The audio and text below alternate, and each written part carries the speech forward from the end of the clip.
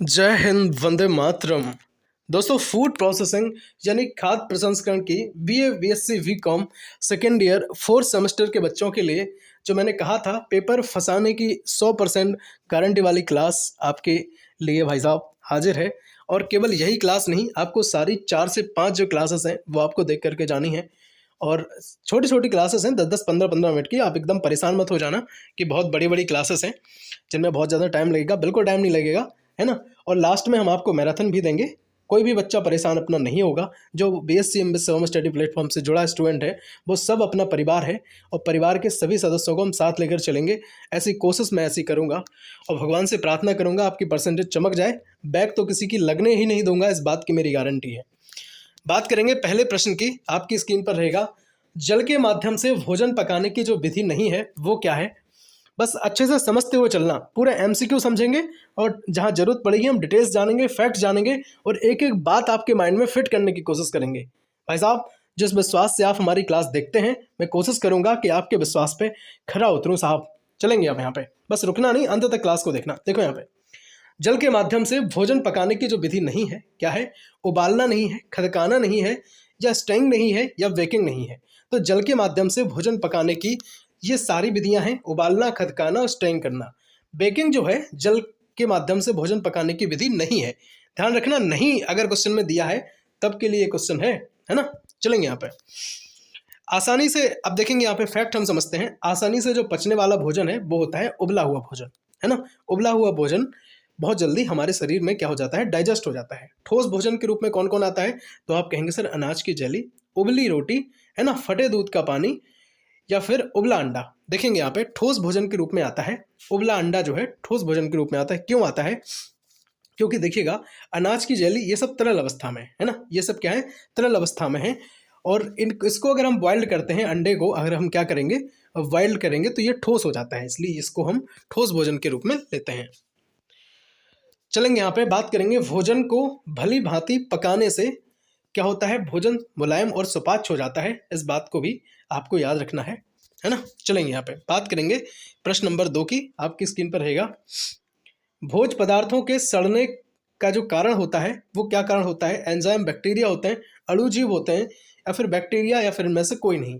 तो बैक्टीरिया जो है भोज्य पदार्थों के सड़ने का कारण होते हैं। फल सब्जियों को काटने के लिए चाकू जो है वो कैसा होना चाहिए, तो आप कहेंगे सर स्टेनलेस स्टील का चाकू होना चाहिए। वीडियो पसंद आ रहा हो, अच्छा लग रहा हो तो आप क्लास को लाइक कर सकते हैं और अपने परिवार बीएससी एमएससी से जुड़ सकते हैं, सब्सक्राइब आप कर सकते हैं। अचारों के संरक्षण के लिए कौन सा रासायनिक पदार्थ डाला जाता है, sodium hydroxide, potassium, sodium benzoate, या फिर सिल्वर नाइट्रेट। तो बात करेंगे अचारों के परिरक्षण के लिए जिस रासायनिक पदार्थ को डालते हैं तो उसका नाम है भाई सोडियम बेंजोएट। क्या नाम है, सोडियम बेंजोएट होता है। अच्छा, यहां से हम बस एक चीज समझते हैं, इसके बाद नेक्स्ट क्वेश्चन पे चलेंगे। भोज्य पदार्थों की शुष्कता किस विधि द्वारा हटाई जा सकती है, तो कोल्ड स्टोरेज विधि से संरक्षण करके हटाई जा सकती है। रेफ्रिजरेटर द्वारा भोज्य पदार्थों का संरक्षण किया जाता है, और भोज्य पदार्थों को बिंदु के नीचे ताप, मतलब जो मेल्टिंग पॉइंट होता है ना, उसके नीचे ताप पर रख करके हम क्या करते हैं, भोज्य पदार्थों की शुष्कता हटाई जाती है। और लंबे समय तक के लिए क्या किया जाता है, इनको परिरक्षित किया जाता है। व्यापारिक स्तर पर भोज्य पदार्थों के संरक्षण की अगर बात करें तो भाई साहब ये कोल्ड स्टोरेज द्वारा ही संभव है ना। कोल्ड स्टोरेज द्वारा जो चीज़ें हैं मिलती हैं, आपने देखा भी होगा कि आप किसी भी मौसम में, किसी भी सीज़न में आप आम खा सकते हैं, है ना, किसी भी सीज़न में आप अमरूद खा सकते हैं। तो ये सब जो कमाल है भाई साहब वो कोल्ड स्टोरेज का है ना। चलेंगे यहाँ पे बात करेंगे प्रश्न नंबर 5 की। गेहूं में प्रोटीन पाई जाती है, तो गेहूं की अगर प्रोटीन की बात करें, यहाँ से क्वेश्चन आ सकता है। देखिएगा, इससे पहले की क्लास जो हमने आपको दी थी उस क्लास की लिंक डिस्क्रिप्शन बॉक्स में मिल जाएगी। हो सकता है आप बाद में क्लास देख रहे हो, तब तक मैं 4 से 5 क्लास अपलोड कर चुका हूँगा, तो आपको सारी क्लास ही देखना है। ध्यान रखना, कोई भी बच्चा एक क्लास के भरोसे नहीं जाएगा। 4 से 5 क्लास जो है आप देख करके ही जाएंगे। और 10-10 15-15 मिनट की क्लास में बनाता हूँ, इससे ज़्यादा का टाइम आपका नहीं लेता हूँ, है ना। जो बात होती है सीधे पॉइंट की, तो वो पॉइंट के साथ मैं चीज़ों को क्लियर करने की कोशिश करता हूँ और एक एक बात आपके माइंड में फिट करने की कोशिश करता हूँ। देखेंगे यहाँ पे गेहूं में प्रोटीन पाई जाती है, इंपॉर्टेंट क्वेश्चन है, ध्यान रखना, यहाँ से बनता है क्वेश्चन। गेहूं में जो प्रोटीन पाई जाती है वो 9 से 12% प्रोटीन पाई जाती है, याद रखेंगे। अच्छा, एक चीज़ और याद रखेंगे, गेहूं में जो प्रोटीन पाई जाती है उसका नाम क्या है, तो आप कहेंगे सर ग्लूटेन है। क्या नाम है, ग्लूटेन है। और सूजी में जो प्रोटीन की परसेंटेज है वो कितनी है, तो आप कहेंगे 10.4%, मैदे में 10.2%। अच्छा, आप याद ना रख पाए इनकी, तो इनकी जरूर याद रखना है, चावल की और दाल की और गेहूं की। चावल में 6 से 7% और दालों में 20 से 25%, याद रखना, भूल मत जाना। दालों में कितना, 20 से 25%, चावल में कितना, 6 से 7%, और ध्यान रखेंगे गेहूं में कितना, तो आप कहेंगे सर गेहूं में कितना, तो आप कहेंगे 9 से 12%। कितना, 9 से 12%। बहुत बढ़िया, बहुत बेहतरीन। बात करेंगे प्रश्न नंबर 6 की। वीडियो को शेयर आप कर सकते हैं अपने दोस्तों तक, है ना। अचारों को लंबे समय तक, दीर्घ काल तक सुरक्षित रखने के लिए जो महत्वपूर्ण है वो क्या है, तो आप ऑप्शन समझेंगे यहाँ पे। अचार में गीले हाथ या गीले चम्मच न डालना, मर्तबान को सुखाना, या फिर नमी युक्त सब्जियों में रासायनिक संरक्षक मिलाना, या फिर उपर्युक्त सभी। तो देखेंगे, अचार को अगर आप दीर्घ समय तक, दीर्घ काल तक, लंबे टाइम तक आप सुरक्षित रखना चाहते हैं, तो आपको क्या करना होगा, अचार में गीले हाथ ना डालें, चम्मच गीली ना डालें, मर्तबान होता है जो जिस बॉक्स में हम भरते हैं, डिब्बे में भरते हैं, उसको हम बहुत अच्छे से उसको धूप दिखाएं, है ना, अच्छे से सुखा लें, उसमें नमी ना रहे, और नमी युक्त सब्जियों में रासायनिक संरक्षक मिला दें जिसका नाम सोडियम बेंजोएट मैंने अभी आपको बताया था। तो ये सब जो चीज़ें हैं आप करते हैं, तो कहीं ना कहीं आप अपने अचार को दीर्घ काल तक सुरक्षित रख सकते हैं। बात करेंगे प्रश्न नंबर 7 की। अचार में होने वाली खराबियों में है अचार की फांकें अधिक गल जाना, अचार के स्वाद में खारेपन लगना, शराब तथा अल्कोहल सी बदबू आना, या अचार पर सफ़ेदी आना। या ऑप्शन नंबर 5 है सभी। अरे वो तो हमने ऐसे लिख दिया है। और अगर बात करें राइट आंसर इस क्वेश्चन का सभी हो जाएंगे, क्योंकि सारी अगर दिक्कत है तो क्या है, अचार खराब हो चुका है। अचार की फांकें अगर गल जाएं, है ना, अधिक गल जाएं, तो भी दिक्कत है। अचार में जो स्वाद में है वो खारापन अगर ज़्यादा लगने लगे, शराब या फिर अल्कोहल से उसमें बदबू आने लगे, और अचार में क्या है, सफ़ेदी आ जाए, तो अचार खराब हो चुका है, उसको मत खाइए, है ना। चलेंगे यहाँ पे। अचार जो है बाहरी O2 से भी खराब हो जाता है। O2 यानी कि बाहरी जो ऑक्सीजन होती है उससे भी खराब हो जाता है, इसलिए उसको बहुत अच्छे से डिब्बा को बंद किया जाता है। अचार में भरने के बाद बर्तन बंद कर देना चाहिए। अचार को पूरा तेल में डुबा कर रखें, ये जो है आपके लिए एक सजेशन है ना। चलेंगे यहाँ पे, बात करेंगे प्रश्न नंबर 8 की। दूध से अगर क्वेश्चन बनेगा, भाई साहब बनेगा ही, दूध से क्वेश्चन बनता है, हर बार बनता है, और बनेगा तो अपनी इस वीडियो से जरूर मिलेगा, क्योंकि सारी चीज़ें मैंने कवर करने की कोशिश की हैं। देखेंगे, दूध में जल जो है प्रचुर मात्रा में पाया जाता है, तो 87.25% जो है दूध में जल पाया जाता है। ध्यान रखना है इस परसेंटेज को, वेरी इंपॉर्टेंट है ना। एक एक बात इंपॉर्टेंट है, अपने हैंड रिटन नोट्स के साथ चीज़ें आपके लिए लिखता हूँ, और जो महत्वपूर्ण होते हैं, वेरी इंपॉर्टेंट होते हैं, वही चीज़ें यहाँ पे लिखता हूँ। दूध की बात करेंगे तो संपूर्ण आहार में जो है भाई दूध आता है। दूध में प्रमुख प्रोटीन है वो कैशियन, है ना। अच्छा, 2 प्रोटीन दूध में पाई जाती हैं, एक होता है कैशियन और एक होता है मट्ठा प्रोटीन। तो कैसिन प्रोटीन जो है दूध की पहली प्रोटीन है, प्रमुख प्रोटीन इसको माना जाता है, और दूसरी प्रोटीन की बात करें तो ये मट्ठा प्रोटीन होती है। अच्छा, कैसिन प्रोटीन पाई कहाँ जाती है, तो आप कहेंगे सर ये स्तनधारियों के दूध में पाई जाती है। ठीक है, बहुत बढ़िया। बात करेंगे प्रश्न नंबर 9 की। आपकी स्क्रीन पर रहेगा, दूध में पाए जाने वाली शर्करा का नाम है, तो लैक्टोज हो जाएगा, फ्रक्टोज हो जाएगा, ग्लूकोज हो जाएगा, या फिर सुक्रोज की बात करेंगे तो दूध में जो शर्करा पाई जाती है उसको कहते हैं भाई लैक्टोज। क्या कहते हैं, लैक्टोज कहते हैं। और दूध में लैक्टोज की मात्रा 4 से 5% होती है। कितनी होती है, 4 से 5% तक होती है। इस बात को भी अपने माइंड में सेट करिएगा, ध्यान में रखिएगा। 10 नंबर का प्रश्न है, अचार को उपचारित करने में मुख्यतः प्रयोग किसका किया जाता है, तो अचार को उपचारित करने में जो मुख्यतः उपयोग करते हैं वो करते हैं नमक का, है ना। लेकिन नमक को भी एक एवरेज मात्रा में मिलाया जाता है। बात करेंगे प्रश्न नंबर 11 की। खाद्य पदार्थों में जीवाणुओं को निष्क्रिय किया जाता है, प्रोसेसिंग के माध्यम से, डिब्बाबंदी से, या दोनों से ही, या नन। देखेंगे यहाँ पे, खाद्य पदार्थों को जब जीवाणुओं को नष्ट करने की बात आती है तो हम सिर्फ प्रोसेसिंग वहाँ पे लगाते हैं। ठीक है। अच्छा, प्रोसेसिंग क्या है हम जरा समझते हैं। प्रोसेसिंग जो है उसको हम स्टेरिलाइजेशन प्रोसेस कहते हैं, और हिंदी में इसको प्रसंस्करण कहते हैं।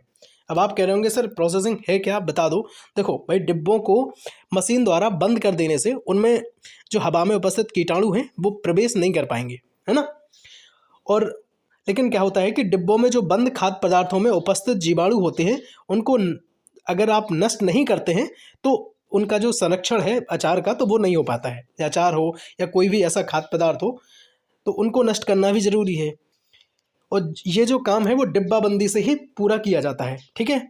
लेकिन हम बात अगर करें खाद्य पदार्थों के संरक्षण के लिए, तो जो उपचार किया जाता है तो उसको हम क्या कहते हैं? तो आप कहेंगे सर इसको प्रोसेसिंग कहते हैं। क्या कहते हैं?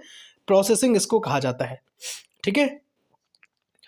अच्छा, एक और बात हम आपको बताएं, जो डिब्बों में बंद जो खाद्य पदार्थों को सुरक्षित करते समय आवश्यक है कि उनमें उपस्थित जीवाणुओं को सबसे पहले निष्क्रिय किया जाए, और डिब्बाबंदी के समय यदि कोई खाद्य पदार्थ अधिक गल जाए या उनके स्वाद, सुगंध या फिर जो रचना है या रंग है उस पर अगर प्रभाव पड़ रहा है, अगर दिक्कत लग रही है, तो उनको निश्चित समय पर उतना ही गर्म किया जाए। ठीक है, जितना एवरेज उनको करना चाहिए, ज़्यादा अधिक गर्म करने से भी दिक्कत हो सकती है, और जिसमें जो जीवाणु हैं, खाद्य पदार्थ हैं, उनको हानि ना पहुंच सके। और ये जो विधि है इसको कंट्रोल्ड स्टरलाइजेशन प्रोसेसिंग कहते हैं। तो कोई बच्चा अगर नहीं समझ में आई इतनी बात तो आप परेशान ना होना कि बहुत क्या बात है, आपके लिए जितना इंपॉर्टेंट था मैंने यहाँ पे लिखा है। ये चीज़ मैंने एकदम छाँट के बहुत अच्छे से लिखी है कि खाद्य पदार्थों में जीवाणुओं को निष्क्रिय किया जाता है, तो आप कहेंगे सर प्रोसेसिंग के माध्यम से। और इसको अब बात अगर करें तो प्रोसेसिंग को हम क्या कहते हैं? स्टरलाइजेशन प्रोसेस कहते हैं। और अच्छे से समझना है तो कंट्रोल्ड स्टरलाइजेशन प्रोसेस कहते हैं, हिंदी में इसको प्रसंस्करण कहते हैं। बस सफिशिएंट है इतना। ठीक है, चलेंगे यहाँ पे। खाद्य परिरक्षण की जो आधुनिक विधियाँ हैं वो इरेडिकेशन हो जाएगी, एंटीबायोटिक्स हो जाएंगी, या फिर डायनेमिक किरणें हो जाएंगी, है ना। तो इन विधियों से हम क्या करते हैं? खाद्य का परिरक्षण करते हैं। वीडियो पसंद आ रही हो तो यार एक बार कमेंट में लिख दो, है ना, कि अच्छा लग रहा है, हेल्पफुल लग रहा है कंटेंट, और क्लास किस सब्जेक्ट के चाहते हैं नेक्स्ट बताएंगे आप हमें। इंस्टाग्राम परिवार से आपको भी जुड़ना चाहिए, है ना। कोई भी बात रहती है तो आप हमसे डायरेक्टली शेयर कर सकते हैं, और टेलीग्राम परिवार भी आप ज्वाइन कर लें, ताकि मैं कोई भी नोट्स देता हूँ या कोई भी बात आपसे शेयर करनी होती है तो बाय टेलीग्राम मैं आपको चीज़ें बताता हूँ, है ना। मदरा किण्वन में प्रयोग किया जाता है, तो मदरा किण्वन में नमक, ईस्ट, एसिड या फिर ताप। तो मदरा किण्वन की बात करें तो ईस्ट का प्रयोग इनमें किया जाता है। नमक का उपचार जो है अचार के उपचार में हम करते हैं, अचार के परिरक्षण में करते हैं। अच्छा, डैश लिखाए आगे, पादप उत्पत्ति का भोजन है। भाई साहब घी हो जाएगा, दही हो जाएगा, दूध होगा या फिर अनाज होगा। तो अनाज जो है पादप उत्पत्ति का भोजन होता है, अनाज, क्योंकि हमें पेड़ों से मिलता है ना। दूध, दही, घी ये सब क्या है? ये सब चीज़ें अलग हैं, है ना। दूध से चीज़ें बनती हैं ये। स्थायी परिरक्षण का सिद्धांत कीटाणु रहित, है ना। स्थायी परिरक्षण के सिद्धांत की अगर बात करें तो चीज़ें जो है वो कीटाणु रहित होनी चाहिए। अनाज को नुकसान पहुंचाने वाले जो जीव हैं, चूहे, कॉकरोच होते हैं। घुन जो है वो अनाज में लगता है, अनाज में भी लगता है और बहुत सारी चीज़ों में भी लगता है, जैसे आपका मसूर हुआ या फिर बात करें चने हुए, है ना। चलेंगे यहाँ पे बात करेंगे प्रश्न नंबर 14 की। भोजन के वनस्पति स्रोत में वो जो शामिल हैं वो क्या क्या शामिल हैं? अनाज शामिल हो जाएगा। बताओ, मक्खन है, पनीर है या मांस है?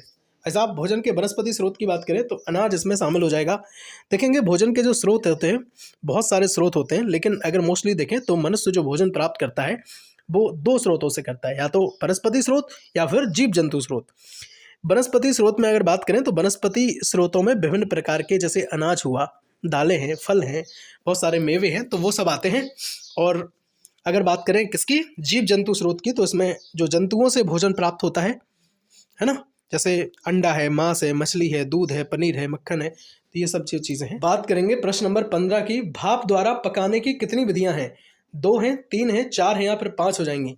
तो भाप द्वारा पकाने की जो विधियां हैं भाई साहब, 3 विधियां हैं। कौन कौन है समझेंगे यहाँ पे नीचे। एक तो होता है बफाना, बिना आर्द्रता के पकाना, बाष्प दाब से पकाना। आप कह रहे होंगे सर बफाना क्या है? बफाने विधि का अर्थ है जिसमें पानी के योग से जो भाप बनती है वह पकाने का माध्यम बनती है। पतीली में कोई भी कपड़ा वपड़ा बांध लो, है ना, और जब पानी उबलने लगे तब वस्तुओं को हम बहुत अच्छे से बफाते हैं। बिना आर्द्रता के पकाना, बिना आर्द्रता। बात करेंगे बाष्प दाब से पकाने की, तो इसमें प्रेशर कुकर के माध्यम से चीज़ें पकाई जाती हैं। कम टाइम में कम ऊर्जा लगती है, कम टाइम भी इसमें लगता है ना, और जो घनत्व उसका बढ़ता है प्रेशर कुकर का, उससे चीज़ें जल्दी पक जाती हैं। आपने भाई लगा दिया कुकर, है ना, खाना बन रहा है। और बात करें अगर तो देखिए, पेट रोगी है या फिर कोई वृद्ध अवस्था में कोई रोगी है तो कुकर से भोजन पका दो, है ना। बिल्कुल कम मसाले युक्त भोजन जो है बहुत जल्दी, और वो एडजस्ट भी जल्दी कर लेते हैं। लेकिन मैं तो कहता हूँ आप हल्का भोजन करें, है ना, दाल वगैरह ये सब चीज़ें आप मत पकाओ प्रेशर कुकर में, है ना, मिट्टी के बर्तन में पकाओ। ठीक है, चलेंगे यहाँ पे बात करेंगे प्रश्न नंबर 16 की। आपकी स्क्रीन पर रहेगा। उष्ण वायु द्वारा पकाना भोजन पकाने की विधियों में नहीं है। सेकना, भूनना, बफाना, भट्टी से पकाना, अभी मैंने आपको बताया था। ये सब चीज़ें जो हैं, बफाना मैंने बताया था आपको, तो ये क्या है भाई? बफाना है भाप द्वारा पकाने की विधियों में आता है। है ना। मैंने अभी बताया ना, बिना आर्द्रता के पकाना, बाष्प दाब से पकाना, तो ये सब चीज़ें। और अगर बात करें सेकना, सेकना भाई इसको हम भूंजना भी कहते हैं, है ना। क्या कहते हैं? भूंजना भी इसको कहते हैं। हरे चने हैं या फिर कई और ऐसी चीज़ें हैं जिनको अंगारों पे हम भूंजते हैं।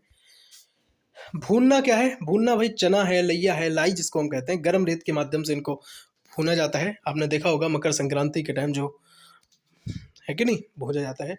भट्टी या तंदूरी से पकाना, तंदूर से पकाना, तो जो तंदूरी रोटी होती है ना, उसको भट्टी के अंदर पकाते ना रख करके, तो वो चीज़ है।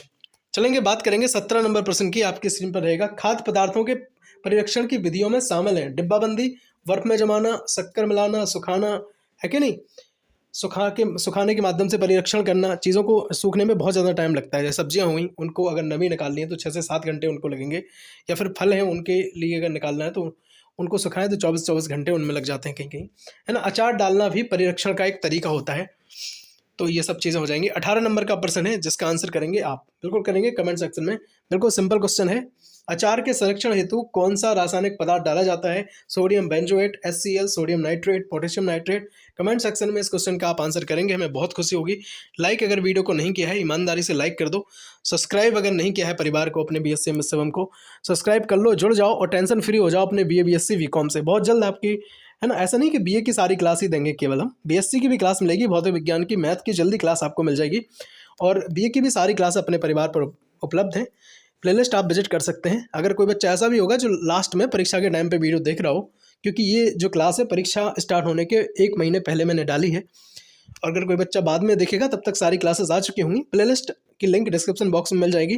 बाकी सारे सब्जेक्ट जैसे BA के हुए, हिंदी है ना, हिस्ट्री हुआ, राजनीति विज्ञान हुआ, इकोनॉमिक्स हुआ, तो आप सारी क्लासेस को आप देख सकते हैं। फिजिकल एजुकेशन, योगा हुआ, जरूर देखें। बाकी लास्ट में सबकी हम मैराथन भी देंगे आपको एक एक, है ना, और आपका काम हो जाएगा। विश्वास करना बस इस भाई पर आप। फूड प्रोसेसिंग की जो इससे पहले की क्लासेस हैं आप जरूर देखें। इतिहास की मैं बात कर रहा हूँ, है ना, तो आपके सारे सब्जेक्टों में पढ़ाता हूँ बहुत अच्छे से। आपका ये माइनर रहेगा। को सर्कुलर की हम बात करें BA BSc BCom 4th semester के लिए, तो सारी चीज़ों को बहुत अच्छे से पढ़ाने की हम कोशिश करते हैं, और ये भी कोशिश करते हैं कि पूरे YouTube पर सबसे शानदार कंटेंट हम आपको दे पाएँ, और सीधा सीधा क्वेश्चन आपके एग्ज़ाम में आपको फंसा के दिखा पाएँ। बताइएगा क्लास लगी कैसी है। दोस्तों तक शेयर इस क्लास को आपको जरूर करना है ताकि वो भी देखें, है ना, और वो भी परेशान हो रहे हो तो परेशान ना होने दो किसी को। मिलते हैं अगली वीडियो में, तब तक के लिए जय हिंद, वंदे मातरम, भारत माता की जय, हर हर महादेव। बताइएगा क्लास लगी कैसी है और किस सब्जेक्ट की क्लास आप देखना पसंद करेंगे। वंदे मातरम।